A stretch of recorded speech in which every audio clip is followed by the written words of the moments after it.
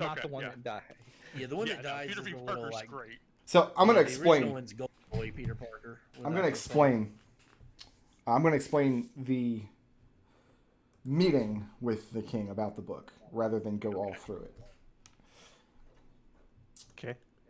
He tells you... I'm hearing my own voice. I'm getting bleed from somebody. You're getting a little bit of an echo, yeah. All right. He tells you about a man named Deadeye Dalek, and he shows you in the book where Deadeye Dalek's name was placed into the manifest. And this was at a time and under a captain where you would sign your name or make your mark in the manifest and then prick your thumb and place it to the book. So this part of the manifest has thumbprints, brown smudges of dried blood from however long ago. A practice that Ten Sails himself doesn't see the point in. Really, it's a lot of theater, but useful in this case because he actually met Deadeye Dalek as an old man and knew that Dalek had served aboard the Adric's Honor towards the end of its tenure, and that's exactly why Dalek is useful to him. Because he paid Dalek an exuberant amount of money to, you've heard stories about men selling their souls. That's essentially what he bought. Ten Sails knows a place in the Underdark that you can sail to. Far, far to the south, in the Shrine of Aqueous, there's a place where you can sail a ship and goes into places so far into vast open oceanic caves that sunlight no longer penetrates. And it's in one of these offshoots of these caves that he found a magical spring that you can cast a man into, or any creature into, in such a way that not only will they die, but their soul will be burned and consumed in the waters. This is what Ten Sails wanted to do with Deadeye Dalek. And he gave Dalek so much gold that Dalek agreed at the end of his life he would allow Ten Sails to do this. So a special voyage was made in Ten Sails' vessel, the one that now sits in Dunfoss Harbor, to take Dalek to this spring, cast him in, and have his soul completely burned up. But instead of allow that to happen, Ten Sails had some of his powerful magicians weave their magics to capture the man's soul instead, the essence of it, and have it placed in this device. And he shows you a magnifying glass. What he's done Lucius here... Lucius is looking extremely sus at all of this. I figured Lucius would be on board. I mean, this is some next level shit right here. So, what Ten Sails wants to do, or he explains that whenever you interact with something in the world, something, an object, a glass that you drink from, or a utensil that you use, or a weapon that you employ, or other people that you come into physical contact with, you can't do so without leaving a piece of yourself everywhere you go. The residue of your life passes through the world. And this has all been explained to him by people who know this situation a lot better than he did. But with the correct instrument, and he shows you this magnifying glass, it's like with the correct instrument, you can trace a man's life all the way back to its origin, if you have objects he was familiar with. For example, a ship's manifest imprinted with his blood would be just such an object. Which of you wants to be the guinea pig to peer through this magnifying glass? Lucius. Alex. Lucius.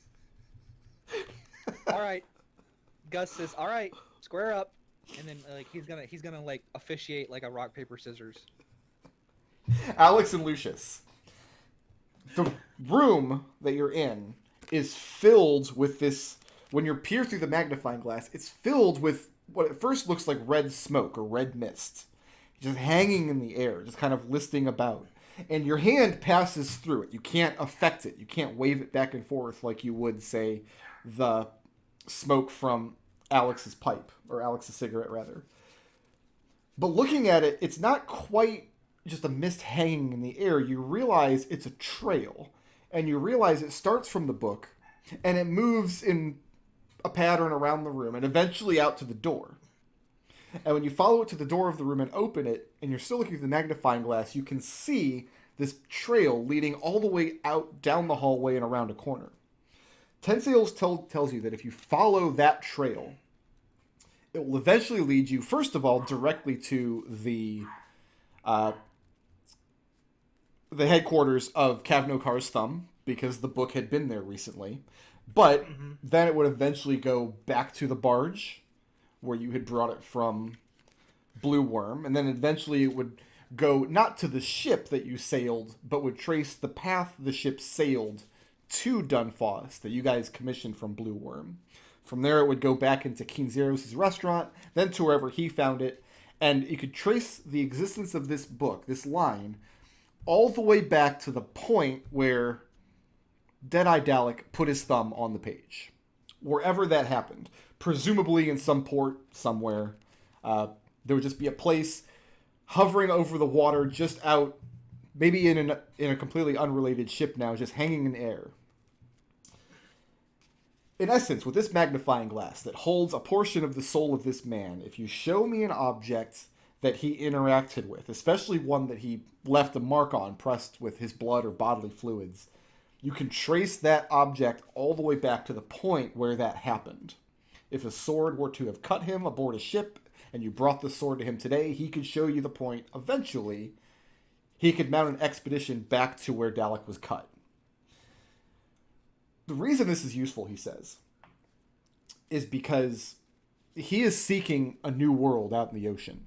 An undiscovered land. Not an island or a chain of islands, but a vast, undisturbed land of riches and untapped wealth. He has glimpsed it from afar from his own ship, but powerful storms made it impossible to get close to it. And then when he tried to return to those same coordinates, he found them impossible to find. For some reason, he was able to glimpse this once and never again. And he's thinking, to the point where he was thinking he had only dreamed it. Until such a time as he took a man aboard crew that told fanciful stories of his ship that he used to serve on, which had made landfall on this mythical continent. And this was Deadeye Dalek. This is how Dalek became acquainted with Ten Sails. And this is why Ten Sails paid him an enormous amount of gold, which he drank and frittered and hoarded away very quickly. So at the end of his life, he could have his soul put into this magnifying glass instead of going on to whatever afterlife was afforded to him. All he needed then was an object from the now lost Adric's honor that Dalek had touched.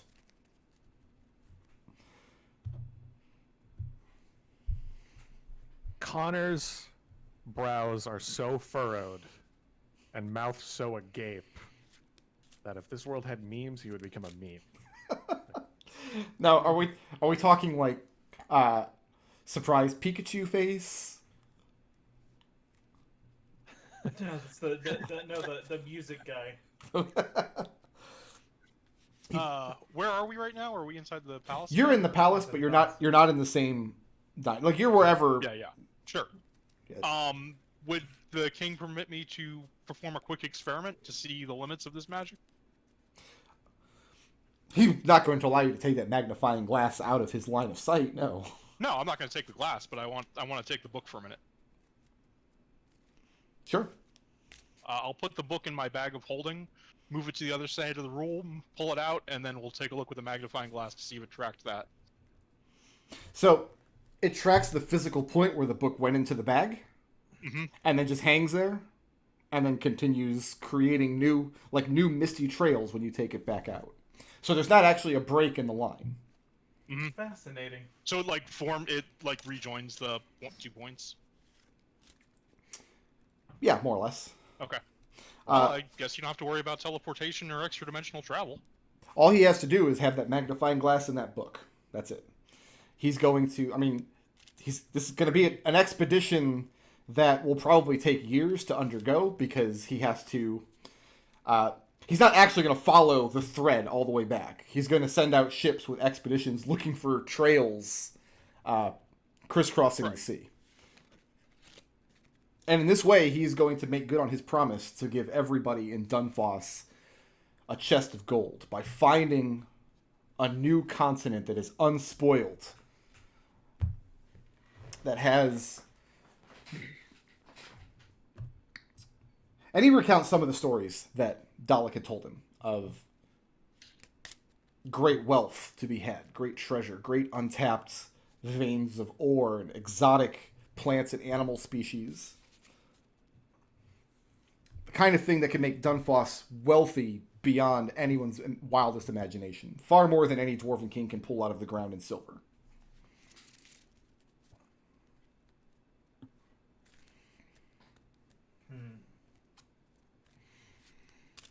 And he tells you that this is why he sent you to Blue Worm, to recover this manifest. And this is also why it was very important that you bring him the original manifest and not just make a copy of it. Not just a duplicate. No, that makes sense. Now that we have the whole story. And he offers to raise a glass in a moment of silence to Deadeye Dalek, who gave his immortal soul in... I mean, so that this grand endeavor could be undertaken. he did agree to it in a fashion, but I mean, I've been to the Outer Planes now. I think a lot of people get an immortal soul with a worse steel than that. And he was a pirate. Annihilation is better than some of the shit I've seen. So yeah, it's not like he was going anywhere good. Lucius stares at his own grimoire. well, I am very uncomfortable with this, but again, he did actually... It's not like you forced him to do it. So that's the explanation for what the book is for and what Ten Sails plans to do with it.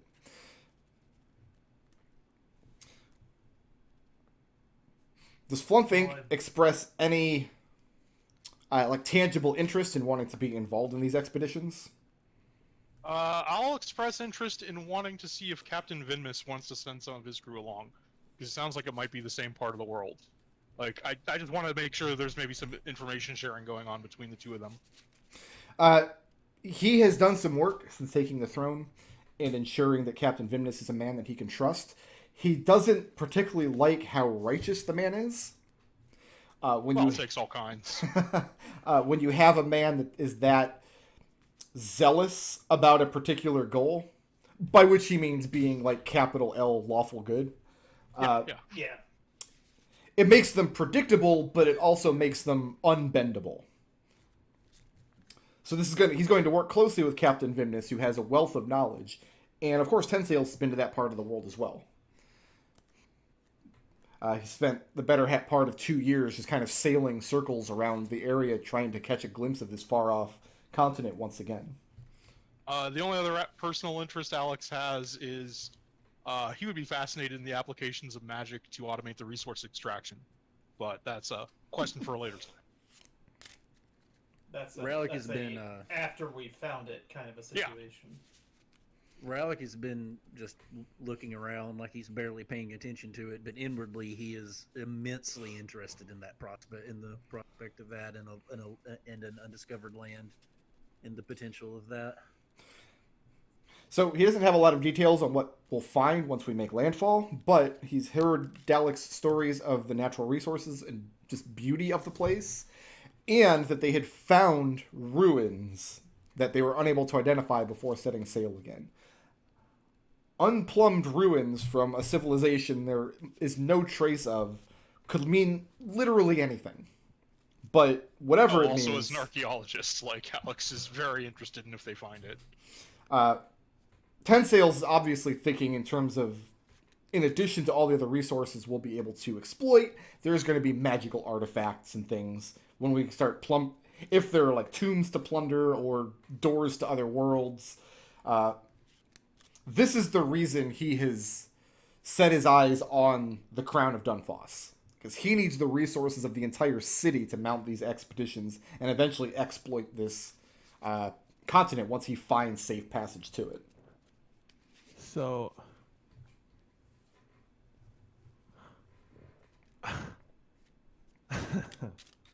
Okay.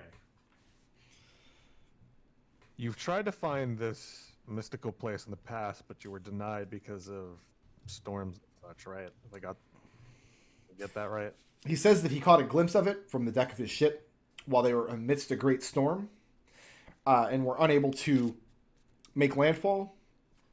By the time the storm cleared, there was no land in sight, and he spent a couple of years sailing in the area, attempting to find it again.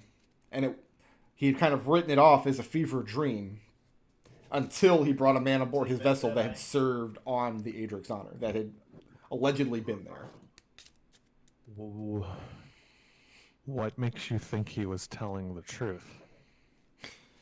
And he laughs and says, imagine he wasn't. Have you imagined he wasn't?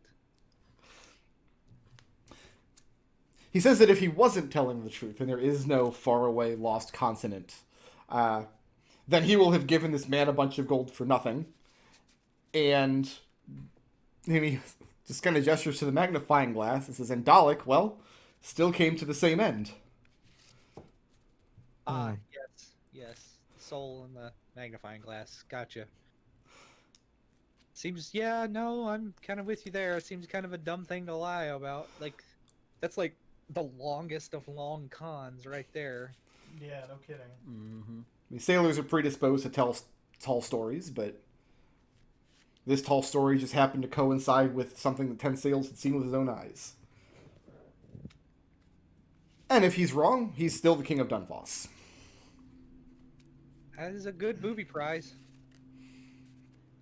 As far as like going on like the actual expeditions, Gus does not want to do that. I don't know if like it's come across, but Gus is actually afraid of deep water. Well, he doesn't have any need for any of you to get aboard a ship and go on an expedition. There are much Right. more useful things Certainly you can do not. at home. Well, you asked We're investigators, not adventurers. After you all. asked if we were interested, and the answer from Gus is not really. Yeah. Well, yeah, this is definitely a job for adventurers. Not unless he can help it. Is there anything else we want to explore with Ten Sails here? So your plan is effectively retracing this book's footsteps until you get to the island. And then his goal, which he's making essentially his lifelong goal from this point forward, is to find a way to get reliable, safe passage to this place, put Dunfoss and Boots on the beaches, and then start exploiting the place's resources. When he first sailed to Dunfoss, he promised he was going to give a box of gold to every citizen in town. And this bought him a lot of goodwill amongst the citizenry. This is how he intends to make good on this promise. I mean, I don't see any problem with it. And he actually hasn't like done anything like overtly evil to accrue this. He did feed a man's soul to an evil spring. Well, did. with his permission. Like I feel like that mitigates it a little bit. Well, he kind of lied about what was going to happen to the guy's soul, but Yep. I mean, that's a little underhanded. But 6 of one half. I don't know. To like 6 of one, half a dozen of another. There, it's like you either get your soul obliterated or put into. I could send a letter to my father and see if he has any interest in supporting this endeavor. Was about the soul thing. You told him one thing because he thought his soul was going to be obliterated. I got that part right? Instead, you've captured it. He had warlocks handy who were skilled in trapping it Okay. instead of letting it be demolished. He's considered hiring like a demonologist or something to run experiments on the magnifying glass to find out if maybe Dalek is sentient in there screaming for eternity, but that's not really a question he wants an answer to. Yeah, I can't imagine you would want that. I mean, Is when you look at the trail of smoke, is it obvious which direction it's traveling? It is if you're paying very careful attention to it. Okay, excellent. In a room like this where the book is kind of traveled around in like a big shoelace jumble, Yeah. it can just kind of look like one mass hanging in the air. But theoretically, the trail should lead all the way back to however many years ago it was when he placed his thumb to the book to start with. And theoretically, you could make one of these devices attuned to any person as long as you're willing to eradicate that person's soul. That little detail. Otherwise, the magnifying glass has no function, and if the book were to be lost, the trail would fade from view as a function of time. So this book and this magnifying glass are going to be essentially on heavy, heavy guard from this point on, because without it, the expedition is moot. Sir. Like I said, I could send a letter to my father and see if he's interested in backing any of this financially, because I'm obviously, as you well know, Captain, I have no means of my own to bankroll anything myself. Well, the bankrolling he isn't concerned about. I mean, he has all the treasure of Dunfoss to put behind it now. He's the king. I guess the only question I have left is, there's only one magnifying glass, so you're going to have to retrace your steps for not only a very long time, but also in a very concentrated manner with one crew. Like, I mean, it's going to take. He's prepared to spend some number of years to pursue this goal. This is not something that's happening next week. Mm-hmm.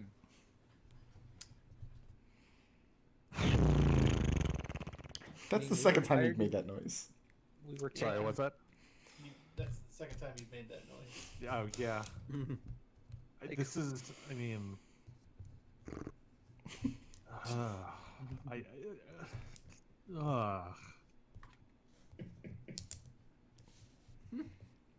What happens to Deadeye Derek's, whatever his name was, soul, if the Derek. if the glass is destroyed?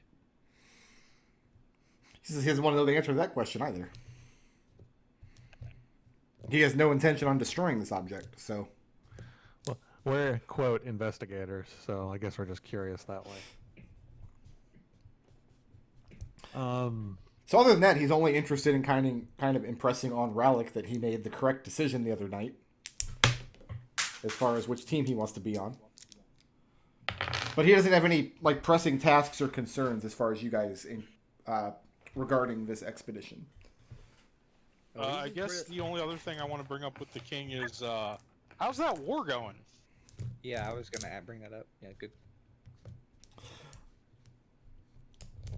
So the news from the front is that largely at the Dwarven stronghold, things have been fought to a stalemate, and a slow but steady stream of Dunfossan soldiers and knights has been returning home, as some number of them no longer see this as Dunfoss's war, because the threat is mostly contained inside of a Dwarven mountain at this point, which at one point they were honor bound to offer service because the king was a dwarf who had ordered him to do so. But there's little and less reason to put Dunfossan lives on the line. It looks like the initial push backwards, or push back against this undead army that was leaking out of the mountain, cut it off. And so while the fortress may be lost, there's not a lot of danger that the whole continent is going to be overrun. And we're confident this mountain doesn't have any connections to the Underdark? Ten Sails is confident of no such thing. This is, you get the sense this is not really a subject that interests him very much. If he gets news from the front that zombies are lining up outside of Dunfoss, he might be spurred into more action, but he has not ordered troops to withdraw. It's just something he's not been very engaged with at all. And some of this information you could have gotten from around town as well, if you've been back for a couple days. Right. Like, Okay. we don't really have on hand a way to directly contact Kevin this time. But how is there some way we could reach out to him as well? Just to have checked on him? You could hire a rider and send them north. Wait, do you not know sending, Lucius? Certainly don't. Okay. If you hire a rider and send him north, there's a good chance the letter would reach him. Okay. Can we say that Gus would have... How much would a rider cost? You probably paying him a number of gold pieces. Okay. Does anybody have any objections with No. sending a rider? No, send two. Send one to see if Warlock Spain is doing alright as well. Okay. I've still got the emergency magical contacting her fluid, but I think that's for emergencies. It's not the, like, passing curiosity contacting her fluid? Well, I mean, I didn't have it labeled as such. Depends on like what Alex. We'll never use that fluid because Alex's definition of an emergency is very, very loose. Gus, Yes. on a scale of 1 to 10, how dangerous of a, like, gladiatorial magic match are you looking to get into over the Like, course of the Magic Games? okay, so what kind of are all the like the gladiatorial stuff? Is it all illegal? Is there like any official tournament? Yeah, probably. Like I don't want to do like I like Gus doesn't want to participate in any kind of like underground street fighting. That's not what I'm looking to do because remember like originally he did want to start a like a fighters college that taught prospective fighters with some magical talent Okay. to do both, and he wants to get his name out there. So there are two kind of options here for you. Mhm. Two different schools that you might look into. The first is that one of the magical colleges is just called the Games Coalition. They just organize the annual, and they hold a kind of like Wizard's Duel kind of thing. Which is violent in the sense that like a boxing match is violent, but stops short of contestants maiming or killing each other. And this does have an official tournament on part of the main grounds in Great Tables Park with exhibition matches and things, with all different kinds of magics used for personal combat. Okay. The other one is put on by the Circle of Rains, and is actually taking place on the pontoon platform out in the harbor. The idea here is that you wouldn't be using magic, but you would be sponsored by one of these like weather magicians. So you'd be fighting another guy on this pontoon, while you and them each have a magician standing by who are limited in what kind of weather magics they can use. And they're trying to enable you to knock the other guy into the water. Which one of the two would offer the most prestige if Gus somehow managed to win? The first, almost certainly, because there's actual. I mean, there's danger in both of them, but Right. there's a chance you might be maimed or killed in the first one, even if Right. that's not the point. Right. So that's what Gus would participate in, assuming that he can, like if it's just like if they just expect me to not go in there armed and to just. Do they expect me to go in there not armed and just shoot firebolts back and forth? Is that what they're For the coalition tournament, you mean? Yes. The expectation is that you're coming into it with whatever form of magic you believe can help you win the fights. Okay, so it's basically just an expedition of an exhibition of magical fighting styles. Gotcha. And yeah, so that's it. That's, All right. That's 100% what Gus is looking for. And Alex, how involved are you going to try to be in the Ilari thing that you have obligations for? Alright, so here's what I see going down is that Alex is supposed to be giving a complex presentation on the treating and care of some sort of hideous Underdark plant that has no right being in Dunfoss. Mm-hmm. And Alex is going to very subtly change his fertilizer recipe or whatever, so it looks like it works, but a week later the plant dies. Okay.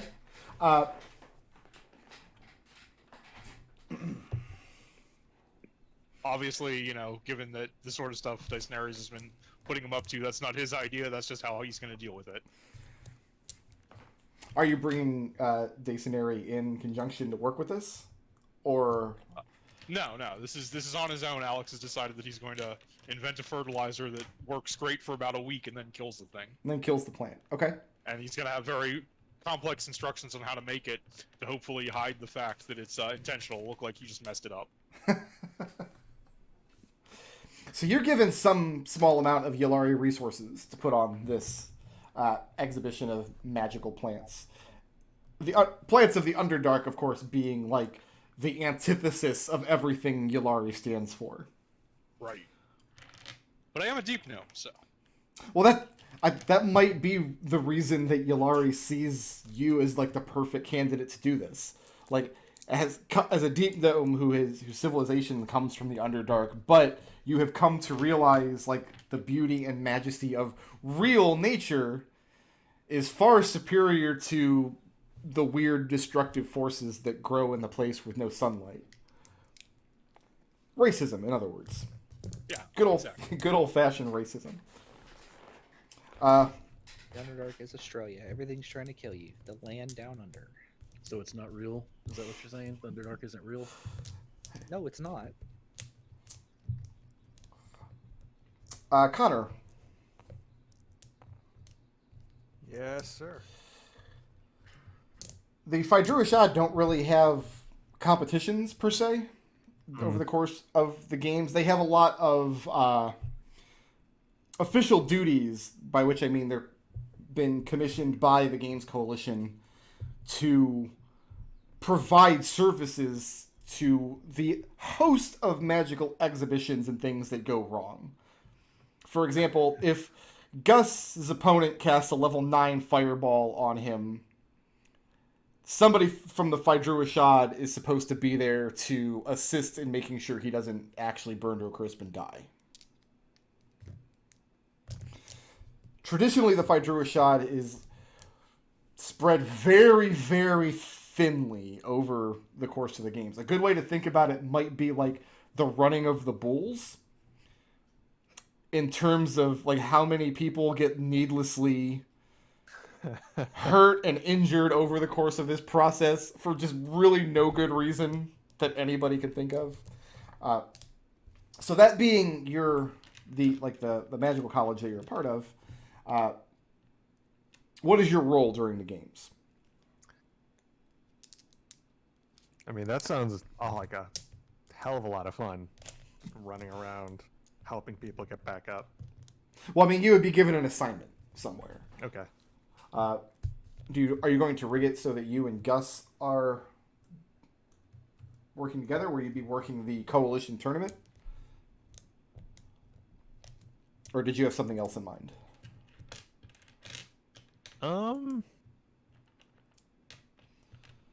Nah, I'll babysit Gus. Okay. I'll keep an eye out for Gus, yeah. What sort of healing magics do you actually have access to? So, I do have Cure Wounds. Mm-hmm. Good start. Do have Goodberry. And that's about it. Okay. But I can cast them at range, too, if need be. I mean, Cure Wounds is probably enough for most uses. So, Rallick, the front-facing aspect of your Thieves Guild is a magical college called Kavnokar's Eye. Mm-hmm. And I think we established that you were a member of this college. He is. So the competitions that they do are basically like illusion magic duels. Who can make the most spectacular, most believable illusions in a controlled and confined area? There are a lot of gnomes. Like within a rounding error. Every gnome who's a magician in Dunfast is an illusionist of some design. It's just in their blood to be little deceptive tricksters, I guess. It's literally just Alex and his father who aren't. Right. Right. Alex and his crazy metal dog. Aside from that, there are, of course, exhibitions of people just creating great illusions and weaving magics and things. And you would also know that this is a prime time in the guild, like the hand, the unknown part of your college. A lot of these exhibitions are being privately held in manor houses, in private gardens, in places of business, specifically to place magics in place to make these places easier to rob later. This is a huge undertaking for your guild. This week is the Magic Games, next week is payday. So that gives you a couple options, or you had another idea in mind.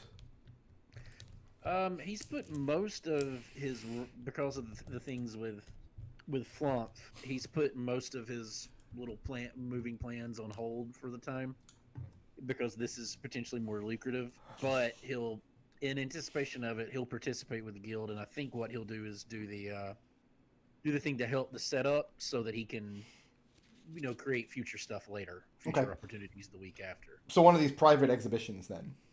Right. Now, you're not an illusionist yourself. You have some illusion magic, but more likely... Yeah, his use is utilitarian. Like, he can do some, but his would be more like trickster stuff. Like, he would do like a street musician thing where he would make a simple illusion, or he would spend a couple minutes talking to somebody and then uses actor ability to have their own voice call at them from a distance. Okay. That kind of thing. So officially, you're going out as an assistant for one of these illusionist gnomes, who's going to be putting on an exhibition in a private manner, much to the delight of somebody, whoever's throwing the party there. Right. Yeah, he'd be Unofficially, an entertainer. Unofficially, your job as a thief is to put a couple of small illusion things in place, kind of case the joint, make it easier for whatever guild operative goes back later has an easier time of it. Right. Lucius. Sure. Did you have something specific in mind that you wanted to do during the games? I've been brainstorming for this for a while, and it's really hard to come up with an idea, because it just seems like these guys are a lot of what they do is just they're curators of magical knowledge more than anything. So like they're an old boys club, yeah. It's like the ostentatious like displays and stuff that would kind of be out of their wheelhouse. Okay. So there's some factioning happening in Tylestinus Apt that you become aware of over the course of the week. Because Ten Sails has a great interest in magical knowledge, especially magical artifacts, items, that the previous king did not have. He's kind of attempting to declassify a lot of stuff that Tylestinus Apt has had their hands on for a long time. Mm-hmm. This is causing some friction in the college, because he's asking for inventories of books and objects and things that Tylestinus Apt have kept on their premises for generations. The college kind of sees itself as above the king in a way. And it's learning now that it's mostly because previous kings just did not have a strong interest in their affairs, whereas Ten Sails does. So the factioning that's happening, like one side are the traditionalists. They're the ones that would resist this kind of thing. They're the ones that would try to put their boots on the ground, hold their position, and try to keep their own secrets. And then you have another faction of Apt members, a lot of younger members, around your age, people who are third, fourth generation, who are more interested to see in getting into the king's graces and having the guild potentially be more active, even if they have to give up a bunch of their secrets, could buy them more personal prestige in the long run. Does Lucius care about this at all?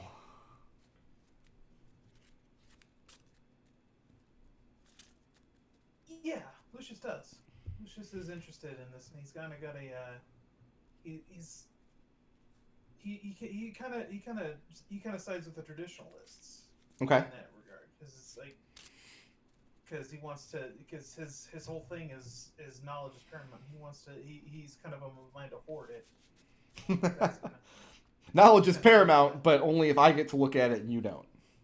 basically. Okay. More of a traditionalist. So you're actually one of the younger traditionalists then. Yeah.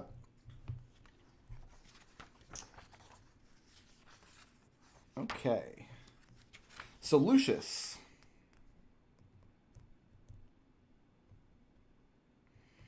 If you'll bear with me just 1 second. Mm-hmm.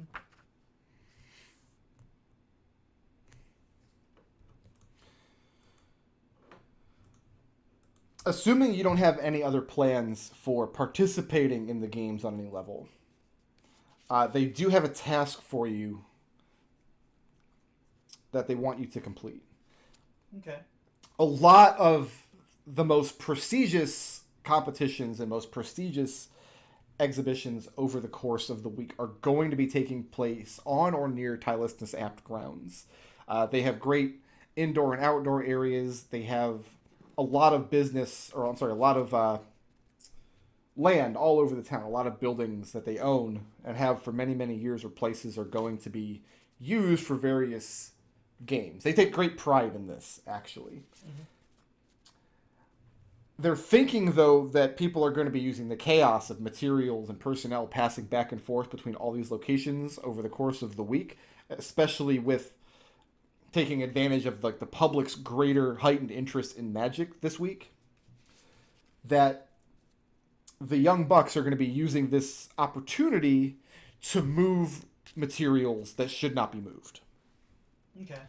One of these is a gnome named Stonkmeyer. Stonkminer? Stonkmeyer. Stonkminer. Stonkmeyer. He is suspected of squirreling away certain books from one of App's main libraries and placing it in an old holding that Tilistus Apt has out in Silver Bluffs. Almost as far removed from the palace as you can possibly be. It's just a small, very, very ancient manor where the inner keep is mostly dilapidated. It's just a ruin now. But still standing are 3 towers. I have the name of the manor for you, if you'll... Usha Hambar is the name of this manor. Sorry, I was looking for a pen. Are you going to pick up the 7-10 split? Yep. Nice. Usha Hambar. The original function of this particular manor is not known anymore. It's incredibly ancient. It's not particularly valuable property, but Tilistus Apt has owned it forever. Nobody really operates out of it. It's not even really used for much of anything anymore, which makes it perfect for a place for someone unscrupulous. For example, someone named Stonkmeyer to squirrel away Tilistus Apt materials that he wants to then either make available to the king or to the public that should not be. Okay. So your task this week is kind of to keep an eye on him and his movements. Sure. Okay. So, one quick question, and like it's going to require a yes or no from you and a yes or no from Alex. Do I have enough time to get to besiege Alex for Artificer infusions to use in this, which requires a long rest? Like assuming that like we knew that this was coming up beforehand. That's a question for Alex for sure. Yeah. Oh, absolutely, I was planning on it. Okay. All right. So we'll have to real quick hash that out. Connor, how many times can you cast Cure Wounds in a day? Well, let's see. 4, 9. 9? Okay, so that's... You can oversee several bouts over the course of the tournament then. Mm-hmm. All right. Gus, do you have a general idea for strategy that you're going to use in these fights? We're not going to play through each of them individually. I just want to see how far you get in the tournament. I'm going to, run up. I have an idea. Okay, go ahead. So is this mostly like, can I scout out some of the fights before, like, can I try and figure out what his next opponent has been doing after the first round? Or just like, I just kind of want to get an idea of what exactly goes down. Do they just throw cantrips at each other or what? It's a wide variety. And yeah, you can get information on the other contestants. So aside from giving him every infusion he can carry, I also want to be casting protection from energy on him before each of his fight for the type of cantrip that I expect him to be dealing with. Like, I assume that a lot of these magic types are throwing out firebolts or acid splashes or ray of frost, and I just think Gus should have blanket resistance to that. What's the duration on that spell?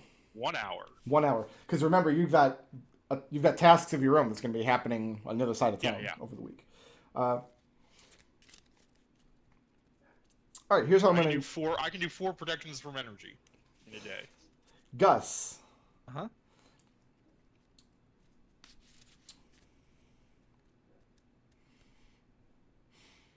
Because you mostly rely on like your booming blade and stuff for your. What other spells do you have that might be useful? I have booming blade, green. So the cantrips I currently have are blade ward, booming blade, firebolt, green flame blade, and lightning lure. Okay.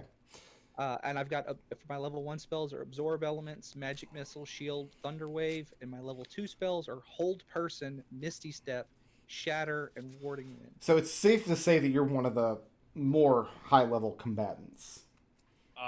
On top of that, you're going to have +3 to AC, +1 to all saves, +2 weapon, and a +2 armor. Can I have Can I have the thing of instead of that last one because I've got a +1 weapon? Give me the headband of intellect. So I have a. I don't have a head. I can't make a headband. Oh, you can't make the. Okay. Your choice is the armor or boots of flying. Boots of the armor. So Gus, here's the task I'm going to give you. Okay. Yep. I want you to make a to hit roll with any bonuses you can justify having going in. In fact, I'm going to kind of abstract Alex's meddling as saying you can have advantage on the first 4 of these. Okay. I want you to keep making to hit rolls until you don't hit an armor class of 10. And I want to know how many times you had to roll before that happened. Okay, so basically I have to roll a nat 1 to get less than 10? If that's what it takes, then yeah, keep rolling until you get a nat 1. And do that quietly as I move on to the next person here. Well, the next person's Connor, and you're basically making sure that Gus doesn't get hurt. Correct. You have other duties as well. So the Coalition's main tournament, it's violent in the sense that, yeah, people actually are throwing firebolts and stuff at each other. And Flumph Inc. has a story about they had a friend once who got hit with cause wounds and got killed in 1 round. So there are a lot of close shaves. But the actual combatants run the gamut. I mean, you've got people that come up that just have a couple of cantrips. You've got people come up that have incredibly good abjurations. Defenses like Misty Step or Shield are very popular. You've got people like Gus who look like soldiers, but then step into the arena and they cloak their weapons in flame, or they turn their skin into stone. It's quite a spectacle, and it's one of the main draws of the games for sure. I don't really need you to roll anything, though, because unless you're going to, as long as you're making an honest effort to not kill anybody. Yeah, I'm not going to kill anybody. Okay. Even if they're very clearly Fey? Even. Well, hold on now. Wait a minute. I do have lightning arrow ready. Are you telling me there are Fey around? I mean, there's all kinds of magics here, and I'm sure some of them are Fey in origin. Fey magic is okay. Okay, Fey. So the closest Frake, the closest to an actual Fey creature that would be fighting would be a Firbolg. There is a sizable Firbolg population in Dunfoss.